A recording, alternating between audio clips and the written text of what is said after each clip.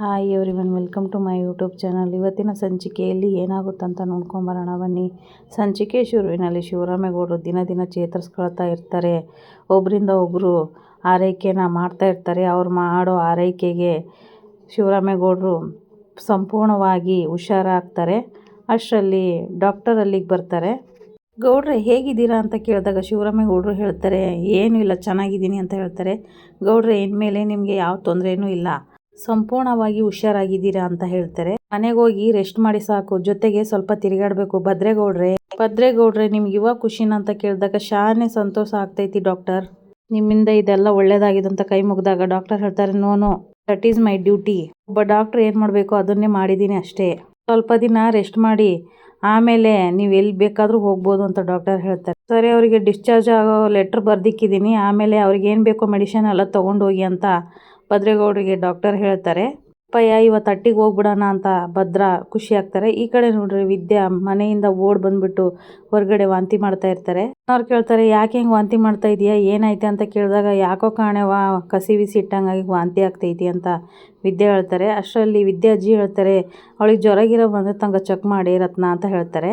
ಇಲ್ಲ ಮೈ ಏನು ಬಿಸಿ ಇಲ್ಲ ಅಂತ ರತ್ನ ಹೇಳ್ತಾರೆ. ಜೀವಕ್ಕೆ ಏನು ಅನ್ನಿಸ್ತೈತವ ಅಂತ ರತ್ನ ಕೇಳಿದಾಗ ಏನಾರ ತಿಂದ್ಯಾ ಅಂತ ವಿದ್ಯಾ ಅಜ್ಜಿ ಕೇಳ್ತಾರೆ. ಅಂಥದ್ದೇನೂ ಇಲ್ಲ ಅಜ್ಜಿ, ಅಂಥದ್ದೇನು ನಾನು ತಿಂದಿಲ್ಲ, ಯಾಕೋ ಕಸಿ ಬಿಸಿ ಇಡ್ತೈತಿ ಅಂತ ಹೇಳ್ತಾರೆ ವಿದ್ಯಾ. ಆಗಲೇ ಒಂದ್ಸಲ ಆಗಿತ್ತು, ಪಿತ್ತಕ್ಕೆ ಏನಾರು ವಾಂತಿ ಆಗಿರ್ಬೋದು ಅಂತ ನಿಮ್ತವ ಹೇಳಿಲ್ಲ, ನೋಡಿದ್ರೆ ಈಗಲೂ ಹಂಗೆ ಆಯಿತು ಅಂತ ಹೇಳ್ತಾರೆ ವಿದ್ಯಾ. ಅವಳು ಸೀಮಂತ ದಿವಸದಿಂದ ನೆಟ್ಟಿಗೆ ಊಟ ಮಾಡದೆ ಚಿಂತೆ ಮಾಡ್ತಾ ಕುಂತಿದ್ದಾಳಲ್ಲ, ಅದಕ್ಕೆ ಹಿಂಗಾಗಿರ್ಬೇಕು ಅಂತ ಚೆಲುವವ್ರು ಹೇಳ್ತಾರೆ. ವಿದ್ಯಾ ಅಜ್ಜಿ ಕೇಳ್ತಾರೆ, ವಿದ್ಯಾ ನೀನು ಹೊರಗಡೆಯಾಗಿ ನೀರು ಒಯ್ಕೊಂಡು ಎಷ್ಟು ದಿನ ಆಯಿತು ಅಂತ ಕೇಳ್ತಾರೆ. 1.5 ತಿಂಗಳು ಆಯ್ತು ಅಜ್ಜಿ ಅಂತ ವಿದ್ಯಾ ಹೇಳ್ತಾರೆ. ಹಂಗಲ್ಲ ಕಣವ, ಹಿಂಗಾಗದೆ ಅಂತ ಮೊದಲೇ ಹೇಳ್ಬೇಕಲ್ವೇ ಅಂತ ರತ್ನ ಹೇಳ್ತಾರೆ. ಅವ್ವ ಏನೇನೆಲ್ಲ ನಡೀತಿತ್ತು ಮಧ್ಯದಲ್ಲಿ ಇದನ್ನ ನೆನ್ಪಿಟ್ಕೊಂಡು ನಿಮ್ತವ ಹೇಳೋದು ಮರ್ತೋಗಿತ್ತು. ಈಗಿನ ಕಾಲದ ಐಕ್ಳಿಗೆ ಸೂಕ್ಷ್ಮ ತಿಳಿಯಕ್ಕಿಲ್ಲ ಅಲ್ವಾ, ನೀನು ಹೋಗಿ ಆ ಹೊನ್ನಿನ ಬೇಗ ಕರ್ಕೊಂಬ ಅಂತ ಹೇಳ್ತಾರೆ ವಿದ್ಯಾ ಅಜ್ಜಿ. ಇವಾಗ ಅವ್ರು ಬಂದು ಏನು ಮಾಡ್ಬೇಕವ್ವ ಅಂತ ಚೆಲುವ ಕೇಳಿದಾಗ ಸುಮ್ಕೆ ಹೋಗಿ ಕರ್ಕೊಂಬ ಅಂತ ವಿದ್ಯಾ ಅಜ್ಜಿ ಹೇಳ್ತಾರೆ. ರತ್ನ ವಿದ್ಯಾನ ಒಳಗೆ ಕರ್ಕೊಂಡು ನಡಿ ಅಂತ ಹೇಳ್ತಾರೆ ಅಜ್ಜಿ. ಚೆಲುವ ಏನಾಗಿರ್ಬೋದು, ಅಯ್ಯೋ ಹೆಣ್ಮಕ್ಳ ಕತೆ ನಮ್ಗೇನು ಗೊತ್ತಿರುತ್ತೆ ಬಿಡು ಅನ್ಕೊಂಡು ಹೋಗ್ಬಿಡ್ತಾರೆ. ಈ ಕಡೆ ನೋಡಿದ್ರೆ ಶಿವರಾಮೇಗೌಡರು ಬೇಗ ಚೇತರಿಸ್ಕೊಂಡು ಮನೆಗೆ ಬಂದಿರ್ತಾರೆ. ಆಗ ಕ್ವಾಟ್ಲೆ ಅತಿಯಮ್ಮ ಅಂತ ಜೋರಾಗಿ ಚೀರಿದ ತಕ್ಷಣನೇ ಭದ್ರವ್ರಿಗೆ ಕೋಪ ಬಂದು, ಲೇ ಕ್ವಾಟ್ಲೆ ಅಂತಿದ್ದ ಹಾಗೆ, ಅಯ್ಯೋ ಅಣ್ತಮ್ಮ ಮರ್ತೋಗ್ಬಿಟ್ಟೆ, ನಾನು ಕ್ಷಮಿಸ್ಬಿಡು ಅಂತ ಕೇಳ್ತಾರೆ. ಅಷ್ಟರಲ್ಲಿ ಭದ್ರ ಅಜ್ಜಿ ಬಂದ್ಬಿಟ್ಟು ಶಿವರಾಮ ಅಂತ ಜೋರಾಗಿ ಹೇಳ್ತಾ ಶಿವರಾಮೇಗೌಡ್ರನ್ನ ಅಪ್ಕೊಂಡ್ಬಿಡ್ತಾರೆ. ಶಿವರಾಮ ನೀನೀಗ ಬಂದೆಲ್ಲ ನನಗಷ್ಟೇ ಸಾಕು ಅಂತ ಹೇಳಿ ನಾಯಿ ಕಣ್ಣು ನರಿ ಕಣ್ಣು ಬೀಳಬಾರ್ದು ಅಂತ ಆರ್ತಿನ ಮಾಡ್ತಾರೆ. ನನ್ನ ಮಗ ಇರೋವರೆಗೂ ನನಗೇನಾಗುತ್ತವ, ಒಳ್ಳೆ ಗುಂಡ್ಕಲ್ ಇದ್ದಂಗೆ ಇದೀನಿ ಬಿಡು ಅಂತ ಶಿವರಾಮೇಗೌಡರು ಹೇಳ್ತಾರೆ. ಶಿವರಾಮೇಗೌಡ್ರನ್ನ ಒಳಗೆ ಕರ್ಕೊಂಡು ಹೋಗ್ತಾರೆ. ಸಾವಿತ್ರಿ ಅದನ್ನ ನೋಡ್ಬಿಟ್ಟು, ಪಾಪ ನಮ್ಮಣ್ಣ ಎಷ್ಟೊಂದು ಸ್ವರ್ಗೋಗಿದನ್ ನೋಡು ಅಂತ ಹೇಳ್ತಾರೆ. ಕಣವ ಪಾಪ ಮಾವ ಅಂತ ವಿನಂತಿ ಹೇಳ್ತಾರೆ. ಈ ಕಡೆ ನೋಡಿದ್ರೆ ಚೆಲುವ ಹೊನ್ನಮ್ಮನ ಕರ್ಕೊಂಬರ್ತಾರೆ. ಹೊನ್ನಮ್ಮ ಬಂದು ಕೂತ್ಕೊಂಡು ಹೇಳ್ತಾರೆ, ಈ ಚೆಲುವ ಬಂದ್ಬಿಟ್ಟು ವಿದ್ಯೆ ಏನೋ ವಾಂತಿ ಮಾಡ್ತಾ ಇದ್ದಾಳಂತ ಕರ್ಕೊಂಬಂದ, ಇಟ್ವೇನು ಅಂತ ಕೇಳ್ತಾರೆ. ಅದಕ್ಕೆ ಅಲ್ವೇನೆ ನಾನು ನಿನ್ನನ್ನು ಕರೆಸಿರೋದು ಅಂತ ವಿದ್ಯಾ ಅಜ್ಜಿ ಹೇಳ್ತಾರೆ. ಎಷ್ಟು ಸರಿ ಆಯಿತು ಅಂತ ಹೊನ್ನಮ್ಮ ಕೇಳಿದಾಗ ವಿದ್ಯೆ ಹೇಳ್ತಾರೆ, ಮೊನ್ನೆ 1 ಕಿತ್ತ, ನೆನ್ನೆ 1 ಕಿತ್ತ, ಇವತ್ತು 2 ಕಿತ್ತ ಆಯಿತು ಅಜ್ಜಿ ಅಂತ ಹೇಳ್ತಾರೆ. ವಿದ್ಯೆ ಕೈ ಹಿಡ್ಕೊಂಡು ನಾಡಿ ಮಿಡ್ತಾನ ಚೆಕ್ ಮಾಡ್ತಾರೆ ಹೊನ್ನಮ್ಮ. ಏನಾಯಿತು ಅಂತ ರತ್ನಮ್ಮ ಕೇಳಿದಾಗ ಏನೂ ಇಲ್ಲ, ವಿದ್ಯೆ ಹೊಟ್ಟೆನಲ್ಲಿ ಮಂತ್ರಿಗಳು ವಂಶದ ಕುಡಿ ಬೆಳೀತಾ ಐತೆ ಅಂತ ಹೇಳ್ತಾರೆ. ಕೇಳಿದ ತಕ್ಷಣ ಮನೆಯವರೆಲ್ಲ ತುಂಬ ಖುಷಿಯಾಗ್ಬಿಡ್ತಾರೆ. ಹೊನ್ನವ್ವ ನೀನು ಹೇಳ್ತಾ ಇರೋದು ದಿಟ್ವೆ ಅಂತ ಚೆಲುವ ಕೇಳಿದಾಗ ಹೊನ್ನಮ್ಮ ಹೇಳ್ತಾರೆ, 100 ಹೆಣ್ಮಕ್ಳ ನಾಡಿ ಹಿಡಿದು ಬಸ್ರಿ ಅಂತ ಹೇಳಿದ್ದೀನಿ, ನೀನು ಸಂಶಯ ಇದ್ದರೆ ಹೋಗಿ ಆಸ್ಪತ್ರೆಗೆ ಹೋಗಿ ಪರೀಕ್ಷೆ ಮಾಡಿ ತಿಳ್ಕೊ ಅಂತ ಹೇಳ್ತಾರೆ ಹೊನ್ನಮ್ಮ.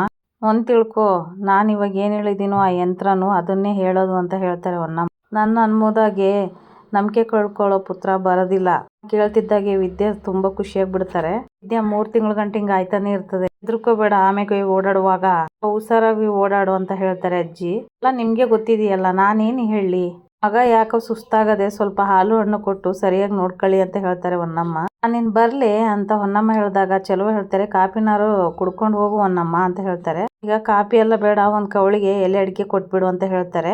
ಈ ಕಡೆ ನೋಡ್ರಿ ವಿನಂತಿನಗೆ ಸಾವಿತ್ರಿ ಹೇಳ್ತಾರೆ, ಬೇಗ ಬಟ್ಟೆ ಬರಿ ತಗೊಳ್ಳಿ, ಹಟ್ಟಿ ಒಳಗೆ ಹೋಗೋಣ ಅಂತ ಹೇಳ್ತಾರೆ. ಏನು ಹೇಳಿದೆ ಅಂತ ವಿನಂತಿ ಕೇಳಿದಾಗ ಅದೇ ಕಣೆ ಹಟ್ಟಿ ಒಳಗೆ ಹೋಗೋಣ ಅಂತ ಹೇಳಿದೆ ಅಂತ ಸಾವಿತ್ರಿ ಹೇಳ್ತಾರೆ. ಹೋಗ್ಬಿಡು ಅಷ್ಟು ಬೇಗ ದೊಡ್ಡ ಮಾವ ಮಾಡಿರೋ ಆಜ್ಞೆ ಮರ್ತ್ಬಿಟ್ಟಿಯಾ ಅಂತ ಕೇಳ್ತಾರೆ ವಿನಂತಿ. ಅಲ್ಲಿ ಅದರಿಂದ ಒಳ್ಳೇದಾದ್ರೆ ಪಾಲಿಸ್ಬೋದು, ಕೆಟ್ಟದಾದ್ರೆ ಅದನ್ನ ಒಪ್ಕೊಂಡು ಸುಮ್ಕೆ ಆಗಕ್ಕಾಗತ್ತೆ. ನೋಡು, ಧೈರ್ಯ ಮಾಡಿದ್ರೆ ಮಾತ್ರ ದಾರಿ ಸಿಗೋದು.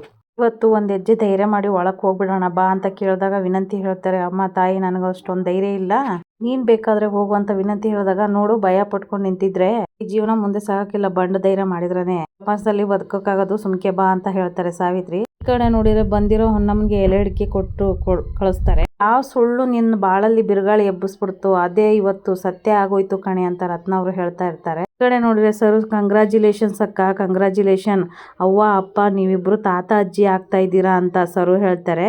ಈ ಖುಷಿಗೆ ಸ್ಟೆಪ್ ಹಾಕ್ಬಿಡೋಣ ಬಾ ಅಂತ ಹೇಳಿ ಮನೆಯವರೆಲ್ಲ ಖುಷಿಗೆ ಕುಣಿತಾ ಇರ್ತಾರೆ. ಏನವ ವಿದ್ಯಾ, ನಿಮ್ಮ ಮನೆಯವರು ನಿನ್ ಗಂಡ ಎಲ್ಲರೂ ಸುಳ್ಳುನೇ ಸತ್ಯ ಅಂತ ನಂಬಿ ಸಂತೋಷ ಪಡ್ತಾ ಇದ್ರು, ಅದರಲ್ಲಿ ಈಗ ನಿಜವಾಗ್ಲೂ ನೀನ್ ಬಸ್ರಿ ಅಂತ ಗೊತ್ತಾರೆ ಇನ್ನೆಷ್ಟು ಸಂತೋಷ ಪಡಕ್ಕಿಲ್ಲ, ಯೋಚನೆ ಮಾಡು ಅಂತ ಹೇಳ್ತಾರೆ ವಿದ್ಯಾ ಅಜ್ಜಿ. ಹೌದು, ನಮ್ಮ ಮನೆಯವರು ತುಂಬ ಖುಷಿ ಪಡ್ತಾರೆ, ನಮ್ಮ ಗೌಡ್ರಿಗೆ ನನ್ನ ಬಸ್ರಿ ಅಂತ ಗೊತ್ತಾದರೆ ಎಷ್ಟೆಲ್ಲ ಆನಂದ ಪಡ್ತಾರೆ ಅಲ್ವಾ ಅಂತ ವಿದ್ಯಾ ಮನಸ್ಸೊಳಗೆ ಖುಷಿ ಪಡ್ತಾ ಇರ್ತಾರೆ.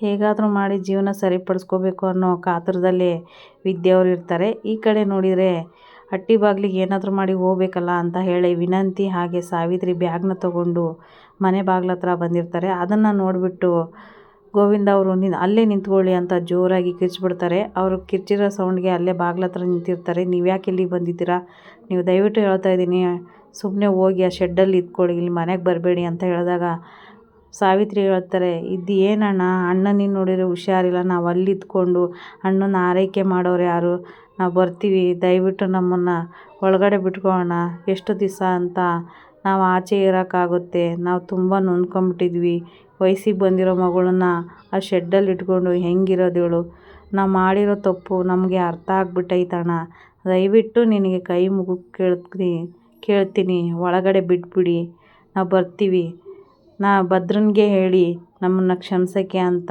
ಎಷ್ಟೆಲ್ಲ ಕೇಳ್ಕೊತಾರೆ ಸಾವಿತ್ರಿ ಹಾಗೆ ವಿನಂತಿ. ಆಗ ಗೋವಿಂದ ಹೇಳ್ತಾರೆ, ನೀವು ಮಾಡಿರೋ ಅನ್ಯಾಯ ಎಲ್ಲ ನಾನು ಮರ್ತಿದ್ದೀನಿ ಅಂತ ನೀವು ತಿಳ್ಕೊಬೇಡಿ, ಸುಮ್ಮನೆ ಅಣ್ಣಗೆ ಹುಷಾರಿಲ್ಲ, ನಾನು ಹೇಳ್ತಾ ಇದ್ದೀನಿ ಇಲ್ಲಿಂದ ಹೊರಟೋಗಿ, ಸುಮ್ಮನೆ ನಾನು ತಲೆ ಕೆಡಿಸ್ಬೇಡಿ ಅಂತ ಬೈತಾರೆ. ಆದ್ರೂ ಸಾವಿತ್ರಿ ಏನು ಕೇಳ್ದೇ ಸುಮ್ಮನೆ ಇರ್ತಾಳೆ. ಈ ಕಡೆ ನೋಡಿದರೆ ವಿದ್ಯಾ ಹಾಗೆ ಮನೆಯವರೆಲ್ಲ ಮಾತಾಡ್ತಾ ಕೂತಿರ್ತಾರೆ. ಸುಳ್ಳುನ್ನೇ ನಾವು ಬಸ್ರಿ ಅಂತ ಹೇಳಿ ಎಷ್ಟು ನಂಬಿಸಿದ್ವು ಅವ್ರಿಗೆ ಅಷ್ಟೇ ಅನ್ಯಾಯ ಮಾಡಿದ್ವಿ, ಆದರೆ ದೇವರು ನಮ್ಮನ್ನು ಕೈ ಬಿಡಲಿಲ್ಲ.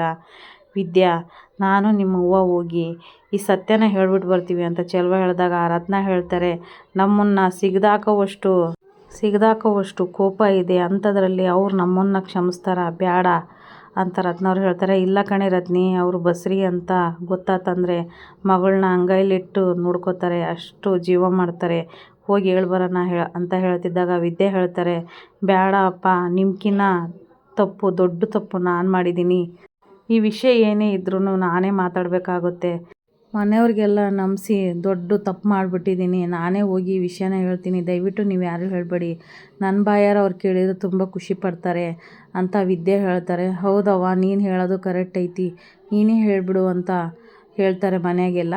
ಆವಾಗ ಇಲ್ಲಿಗೆ ಸಂಚಿಕೆ ಮುಗಿಯುತ್ತೆ. ಯಾರೆಲ್ಲ ನನ್ನ ಚಾನಲ್ ನೋಡ್ತಿದ್ರು ದಯವಿಟ್ಟು ಸಬ್ಸ್ಕ್ರೈಬ್ ಮಾಡ್ಕೊಳ್ಳಿ, ಹಾಗೆ ಒಂದು ಲೈಕ್ ಶೇರ್ ಮಾಡಿ. ವಿಡಿಯೋ ನೋಡಿದ್ದಕ್ಕಾಗಿ ಧನ್ಯವಾದಗಳು.